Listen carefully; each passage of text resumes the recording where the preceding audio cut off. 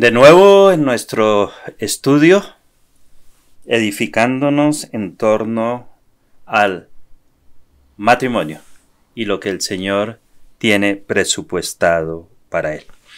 Hoy vamos a entrar en un tema interesantísimo, la sumisión. Un tema cuestionado, un tema mal interpretado, un tema muchas veces mal enfocado, pero que en manos del Señor es demasiado, supremamente claro e importante. Uno de los principios fundamentales para que una relación prospere es la sumisión. Ahora, se nos ha hablado mucho de sumisión, pero se nos ha expuesto bajo un parámetro desenfocado, podríamos decir, donde una persona debe someterse a otra, inclusive sin llegar a pensar lo que está haciendo, porque se le impone una serie de circunstancias, se impone una serie de situaciones que realmente no son las que el Señor tiene presupuestadas, o no es como el Señor ha creado esta relación hermosa y bella del matrimonio. Partimos de la base, entonces, que la familia es la piedra principal de la sociedad. Y eso lo vemos. La esencia de la sociedad está conformada por familias. Allí en la familia se aprende o no a valorarse. En la familia se aprende a relacionarse con otros. En la familia se aprende a ser sumiso o ser autoritario. Dentro del núcleo familiar se aprende a sufrir las consecuencias de la desobediencia o a deleitarse en las bendiciones de la obediencia. Estamos hablando de una familia que está mirando hacia el Señor. Hoy en día, querido amigo, la inmoralidad, el adulterio, la fornicación, la homosexualidad, el aborto, el divorcio, la liberación femenina, el amor libre, el humanismo y otra serie de corrientes están ahogando la estructura y los conceptos de la familia sana como está en la Biblia y como Dios desea que se manifieste.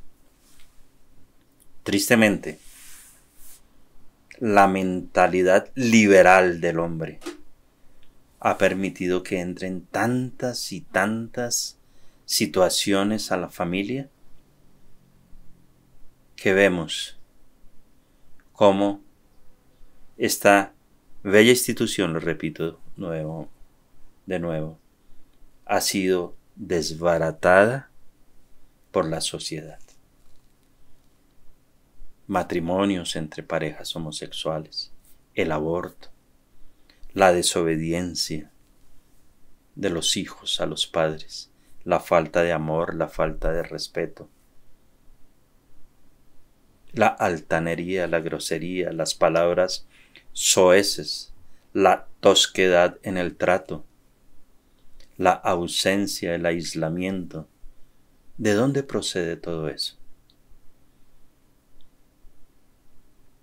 ¿Qué es necesario para que la familia se mantenga unida en torno al Señor? Ya pasamos por el plan, pasamos por el propósito. Hoy vamos a ver que es necesario tener unidad en la familia. Y noten que hay temas muy reiterativos en esta charla. Y la unidad es uno de ellos. Es necesario, es indispensable, sí o sí, tener unidad en la familia. Y para tener unidad en la familia es necesario estar comprometidos con Cristo. La realización completa de la unidad familiar es posible solamente para el creyente obediente al plan de Dios para su familia. Repito, la realización completa de la unidad familiar, foco fundamental del desarrollo que estamos estudiando, esa realización es posible solamente, única y exclusivamente para el creyente. Entonces partimos de la base de que debe existir un creyente, pero que ese creyente debe ser obediente al plan de Dios para su familia. Él, el creyente, hombre o mujer, está involucrado en el plan familiar. Entonces no es solo los demás los que deben actuar, no es solo los demás los que deben hacer, sino que yo soy un modelo.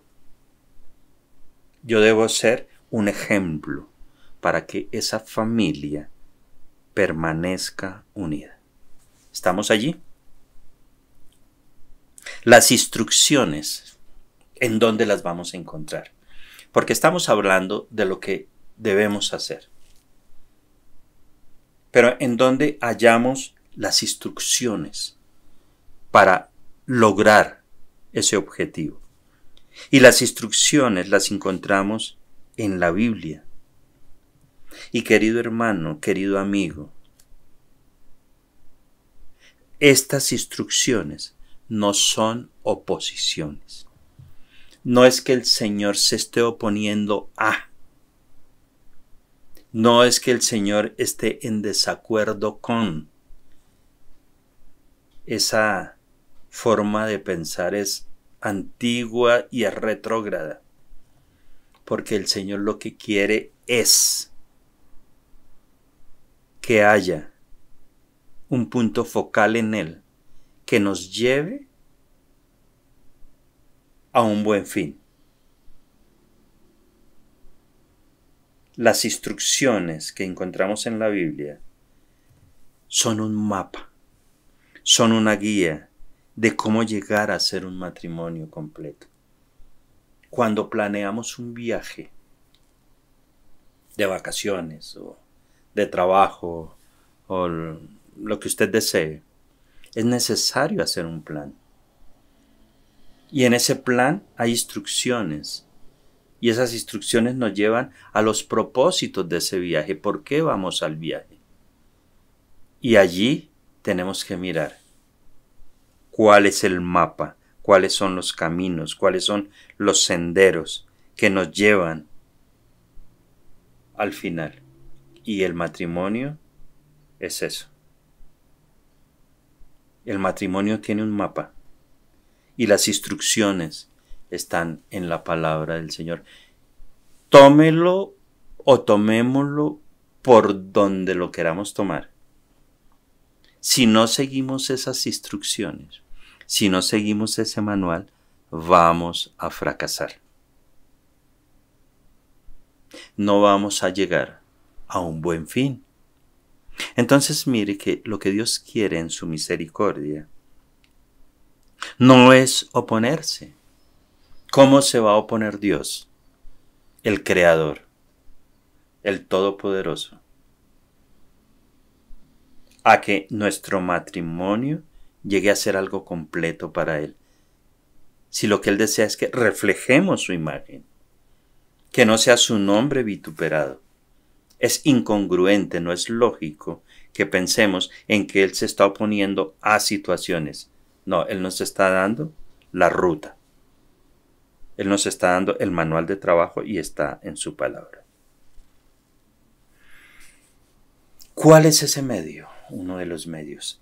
El poder del Espíritu Santo. Estamos hablando a creyentes y los creyentes tenemos el Espíritu Santo y el Espíritu Santo nos dice cómo debemos caminar. El libro de Efesios, capítulo 5, versículo 18, nos dice: no os embriaguéis con vino, en lo cual hay disolución. Antes bien, sed llenos del Espíritu Santo.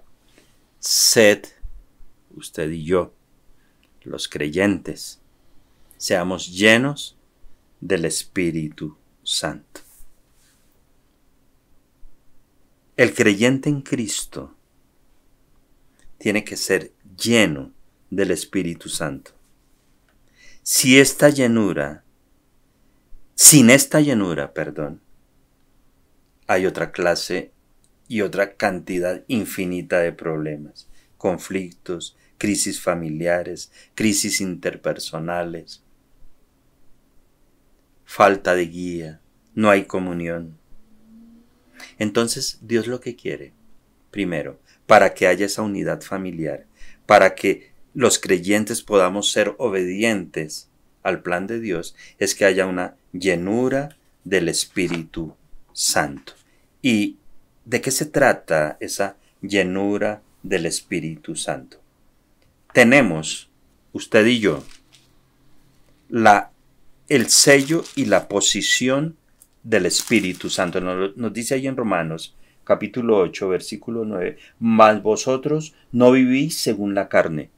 Empezamos a mirar en dónde está el problema.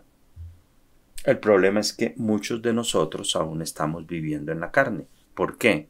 Porque no hemos permitido la llenura del Espíritu Santo. Mas vosotros no vivís según la carne, sino según el Espíritu. Entonces, el que vive en la carne da frutos que son de la carne. Y el que vive en el Espíritu da frutos que son del Espíritu. Y eso es sencillo de observar. Palabras, expresiones. Y ahí podemos determinar nosotros, no los demás, en dónde estamos viviendo, si en la carne o en el Espíritu. Entonces nos dice que mas vosotros vivís según la carne, no vivís según la carne, sino según el Espíritu. Si es que el Espíritu de Dios mora en vosotros, y si alguno no tiene el Espíritu de Cristo, no es de él. Primer cuestionamiento para la unidad. ¿Estamos viviendo en la carne o en el Espíritu? ¿Usted qué opina? No nos estamos refiriendo al vecino, ni al cónyuge, ni a los hijos, ni al señor de la fama. No. Autoanálisis. ¿Vive en la carne o vive en el Espíritu? Sus obras que reflejan llenura del Espíritu o llenura de la carne. Si es llenura de la carne, allí el plan de Dios no va a poder operar, por más esfuerzos humanos que se hagan. Mientras que si la llenura proviene del Espíritu, sus frutos están allí a la mano. Paz, amor, mansedumbre, templanza, sobriedad, misericordia. ¿Qué estamos dando? ¿De qué manera estamos aportando para que esta relación que decimos procede de creyentes esté obediente al plan de Dios? La llenura. También nos dice el libro de Efesios, que Efesios capítulo 5, versículo 18, donde estábamos: no os embriaguéis con vino, en lo cual hay disolución, antes bien, sed llenos de el Espíritu. Y 4:30, y no contristéis al Espíritu Santo de Dios, con el cual fuisteis sellados para el día de su redención. No contristar, no entristecer al Espíritu Santo. Cuando obramos, cuando actuamos de una manera diferente, cuando actuamos en la carne, estamos contristando estamos agobiando, estamos haciendo que el espíritu sea contristado. Y Primera de Tesalonicenses dice 5:19, no apaguéis al espíritu. Entonces nos enfrentamos a una realidad. Somos creyentes. Debemos andar en el espíritu y no satisfacer los deseos de la carne, porque los deseos de la carne son contra el espíritu y estos dos se oponen entre sí. ¿Cuál debe ser entonces nuestra reacción? Andar en el espíritu para que realmente haya una unidad familiar, sabiendo que la carne lo que produce es dificultades. La llenura de la que estamos hablando, ser llenos del espíritu, tiene tres conceptos. Primero, fuerza. Así como el viento llena las velas de un barco, y para esto solo se requiere que el barco se oriente hacia el viento tiene la capacidad de llenar las velas del barco, pero el barco debe orientarse hacia el viento, porque si no, su destino y su rumbo será otro. Así nosotros debemos permitir que el Santo Espíritu de Dios nos oriente hacia Él y no que nos lleve hacia un sitio contrario. ¿Sabe qué da ese viento en las velas del barco? Fuerza para que llegue ese barco más rápidamente a su destino. El Espíritu de Dios nos lleva hacia Dios y Él nos dará fuerza para llegar al destino si estamos llenos de Él. El segundo punto sería la impregnación. Hemos notado que la sal impregna la comida. Un poquito de sal le cambia el sabor.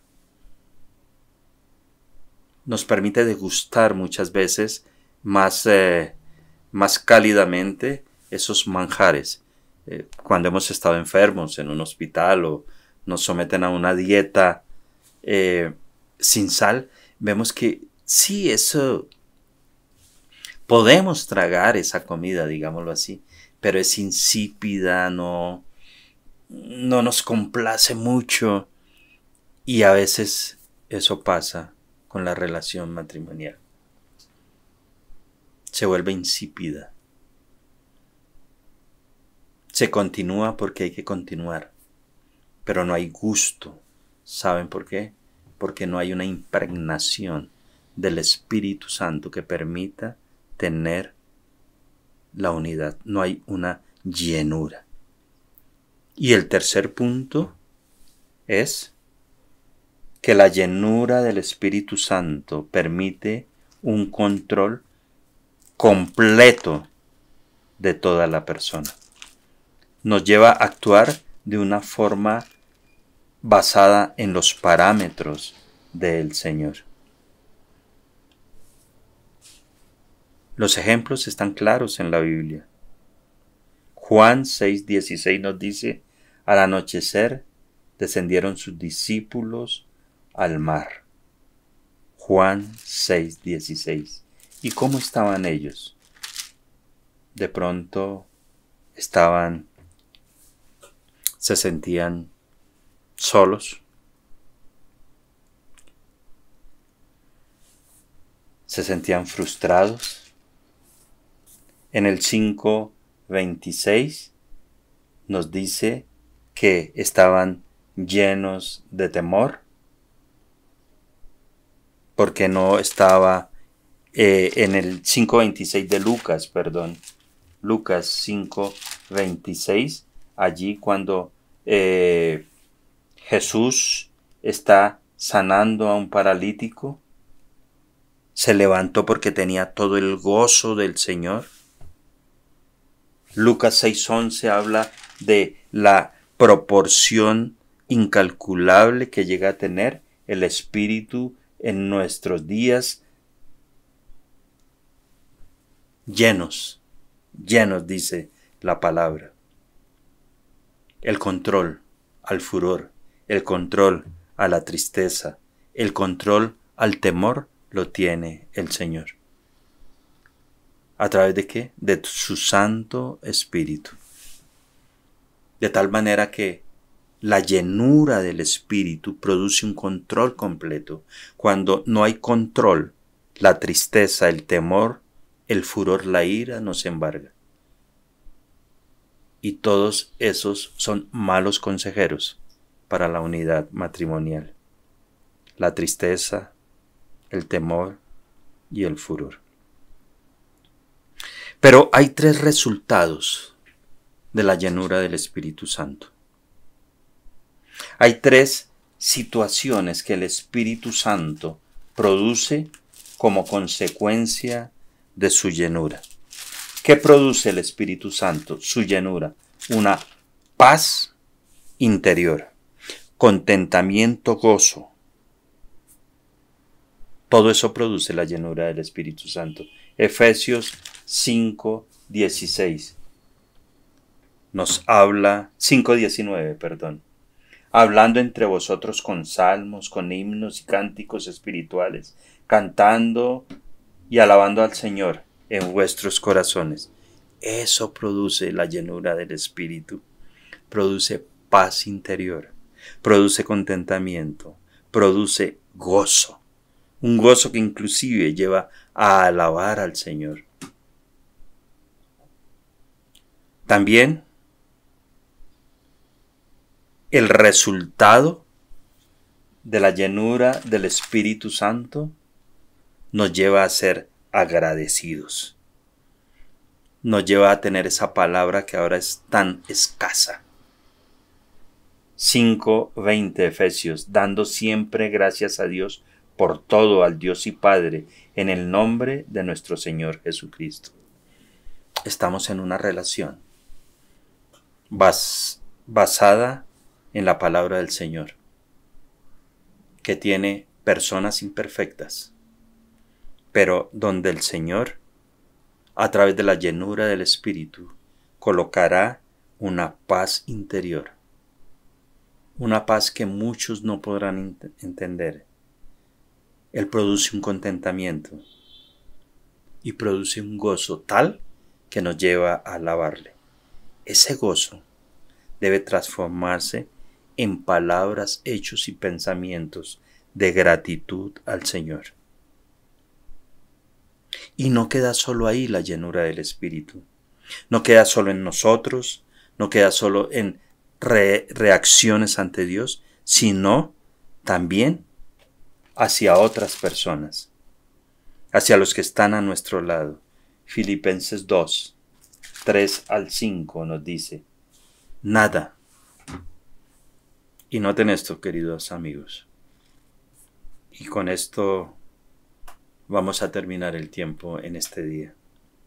Nada hagáis por contienda o por vanagloria.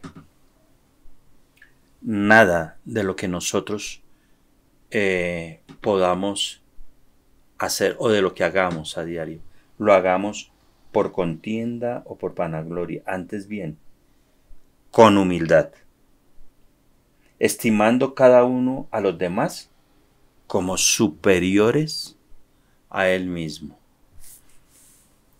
Si somos honestos, difícil que es para nosotros actuar de esta forma. Qué complicado, cuánto nos cuesta humillarnos ante los demás. Pero, ¿sabe cómo alcanzamos eso? Con la llenura del Espíritu Santo. Y cuando Él dice que estimando a cada uno como superior a Él mismo, está colocando desde mi cónyuge en adelante. ¿Cómo debo ver entonces a mi cónyuge? Como superior a mí mismo. Ahora, ¿en qué sentido o en qué concepto? En un concepto neta y totalmente espiritual. Ahora, estamos hablando de dos personas, hombre y mujer, que están en el mismo plan. ¿Ok? Dos personas que conocen del Señor y dos personas que caminan y saben las responsabilidades que tienen ante el Señor y el Salvador. Nada, querido hermano, hagáis por contienda o por vanagloria, antes bien, con humildad.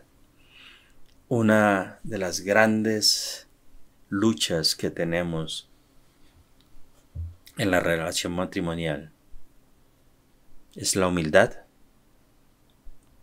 y otra es poder mirar a los demás como superiores a nosotros mismos.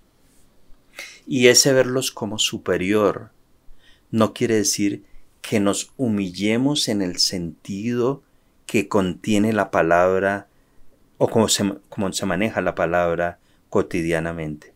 Es una humillación que se basa en el amor al Señor y en seguirle y en conocerle. De tal forma que esta primera parte de la sumisión nos habla de que es imposible conseguir la sumisión o llegar al punto de la sumisión si no hay algunos aspectos importantísimos en nuestras vidas. Primero, la llenura del Espíritu Santo. Y esa llenura necesita de fuerza, esa llenura necesita que nos impregne, y esa llenura nos va a permitir tener un control total en nuestras vidas en cuanto a la tristeza, en cuanto al temor, en cuanto al furor, en cuanto al egoísmo, en cuanto a la falta de perdón. Pero que esa llenura debe manifestarse en tres resultados. Una llenura hacia nosotros, que nos permita disfrutar de la paz interior, del contentamiento y del gozo que produce la guía del Espíritu del Señor.